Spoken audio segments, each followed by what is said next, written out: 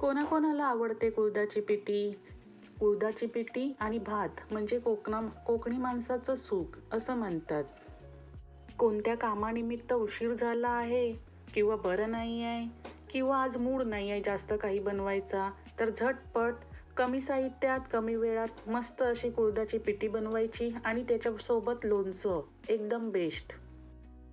आणि जर का पिठी भात आणि सुकी मच्छी मिळाली तर हे कॉम्बिनेशन तर एकदम भारीच होतं. जेव्हा माझा मूड होतो ना तेव्हा मी ही डबा भरूनच ठेवला आहे पिठी आणून गावाहून. ती मी बनवते आणि मस्त अशी जास्त भातामध्ये गलगलीत करून खाते. मजाच काही वेगळी असते ती. त्यासाठी मी इथे घेतला आहे एक बारीक चिरलेला कांदा, 2 लसूण, 4-5 हिरव्या मिरच्या, थोडीशी कोथिंबीर,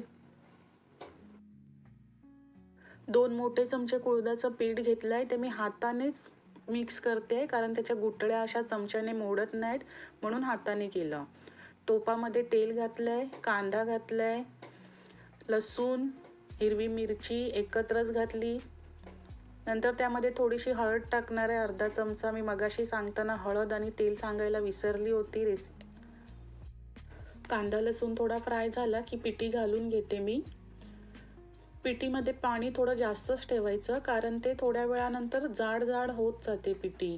त्यामुळे पाणी जास्त घाला आणि मंद आचेवरती मध्ये मध्ये ढवळत राहायची पिठी.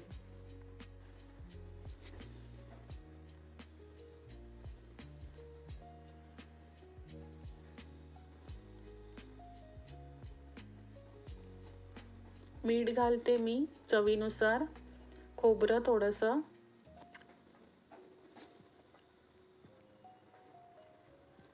तर तयार झाली आहे आपली गरमागरम पिठी. वरून मी कोथिंबीर टाकते. कोथिंबीर ऑप्शनल आहे, तुम्हाला टाकायची असेल तर टाका, पण त्याची टेस्ट एक वेगळीच येते, त्यामुळे कोथिंबीर मी टाकते. गरमागरम पिठी भात तयार आहे. रेसिपी आवडली तर लाईक, कमेंट आणि सबस्क्राईब नक्की करा. थँक्यू.